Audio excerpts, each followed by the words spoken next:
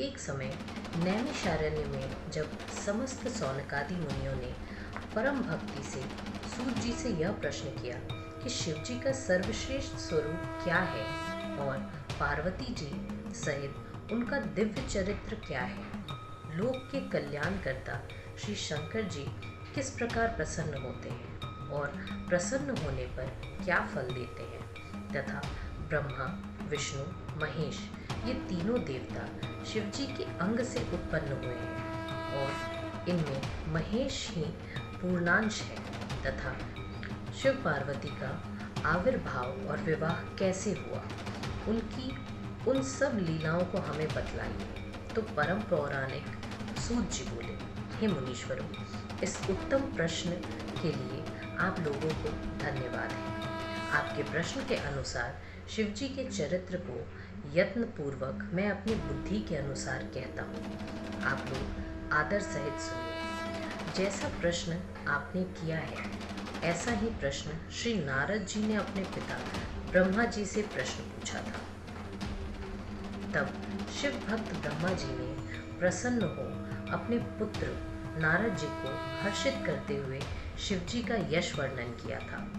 श्री व्यास जी कहते हैं कि जब सूत जी ने ऐसा कहा तो उनके इस वाक्य को सुनकर वे सब ब्राह्मण कुतूहल सहित उस संवाद को इस प्रकार पूछने लगे कि हे सूत जी, हे महाभाग, हे शिव भक्तों में उत्तम बुद्धि वाले, यह ब्रह्मा और नारद जी का संवाद कब हुआ था जिसमें भव बंधन से छुड़ाने वाली भगवान शिव की लीला वर्णित है।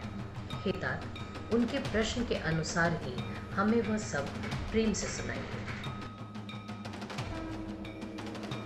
श्री सूत जी बोले, हे विप्रो, एक समय श्री नारद जी तप करने की इच्छा से हिमालय पर्वत की एक अत्यंत सुंदर गुफा में गए, जहाँ देव नदी गंगा जी बड़े वेग से बह रही थी।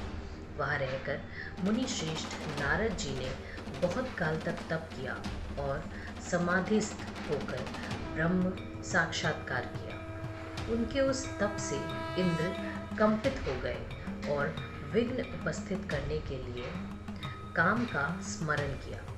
काम इंद्र के सामने आया तो स्वार्थ में कुटिल बुद्धि इंद्र ने कहा, हे महावीर मित्र काम, तुम तो सर्वदा ही मेरा हित करने वाले हो, इस समय मेरी सहायता करो। हिमालय पर्वत की गुफा में नारद मुनि तप कर रहे हैं। वे मन में शिव जी को धारण किए अचल समाधिस्थ हैं। कहीं वे ब्रह्मा जी से मेरे राज्य की याचना ना करें, अतः तुम उनके तप में विघ्न करो।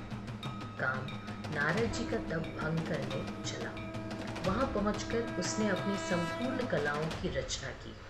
वसंत ने नाना प्रकार का प्रभाव दिखलाया, परंतु नारद मुनि के चित्त में कुछ भी विकार नहीं हुआ और शिव जी की कृपा से इंद्र का गर्व नष्ट हो गया। क्योंकि इसी स्थान पर पूर्व काल में शिव जी ने तप कर काम को जलाकर भस्म कर रति को वरदान दिया था और यह कहकर दिया था कि यहाँ पर काम का कुछ भी प्रभाव ना होगा।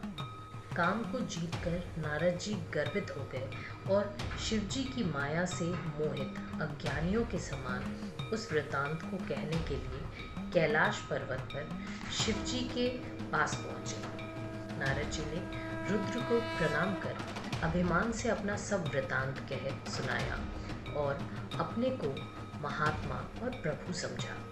इस पर रुद्र जी ने कहा, हे तात नारद, तुम धन्य हो, परंतु यह बात जो तुमने मुझसे कही है इसको भगवान श्री हरि के आगे मत कहना और उनके पूछने पर भी तुम इस वृत्तांत को गोप्य ही रखना। किंतु शिव जी की माया से मोहित नारद जी ने इस बात को हितकर नहीं समझा और वे मुनि श्रेष्ठ ब्रह्मलोक को चले गए।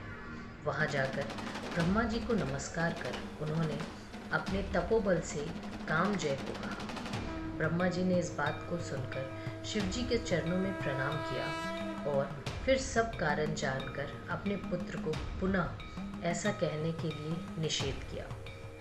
परंतु ब्रह्मा जी के कहने पर भी नारद जी ने उस पर ध्यान ना दिया। नष्ट बुद्धि वाले नारद जी अपना वृतांत कहने के लिए शीघ्र ही विष्णु लोक में विष्णु जी के पास जा पहुंचे। उनके आगमन का कारण जानते हुए भी श्री विष्णु जी ने आदर से उठकर आगे जाकर इनका सत्कार किया और अपने आसन पर बैठाकर शिव जी के चरण कमल का स्मरण करते हुए नारद जी से पूछा कि हे तात, इस समय तुम कहाँ से आ रहे हो और यहाँ कैसे आए हो?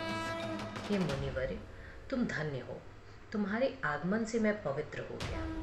विष्णु भगवान के इन वाक्यों को सुन गर्वित नारद मद सहित अपना सब वृतांत कह गए। भगवान विष्णु नारद जी के मदपूर्वक और सहेतुक वचन सुनकर सब कारण जान मन ही मन शिव जी की स्तुति करने लगे और नम्रता से मस्तक झुककर नारद जी से बोले, हे मुनिश्रेष्ठ, आप धन्य हैं।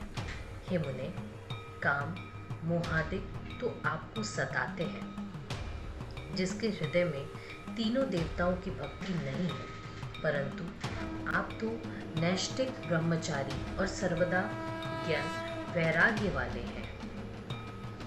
फिर आपको काम विकार कैसे हो सकता है?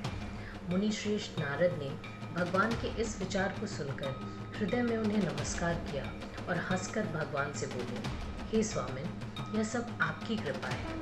ऐसा कहकर हरि को प्रणाम कर वे इच्छानुसार स्थान को चले गए।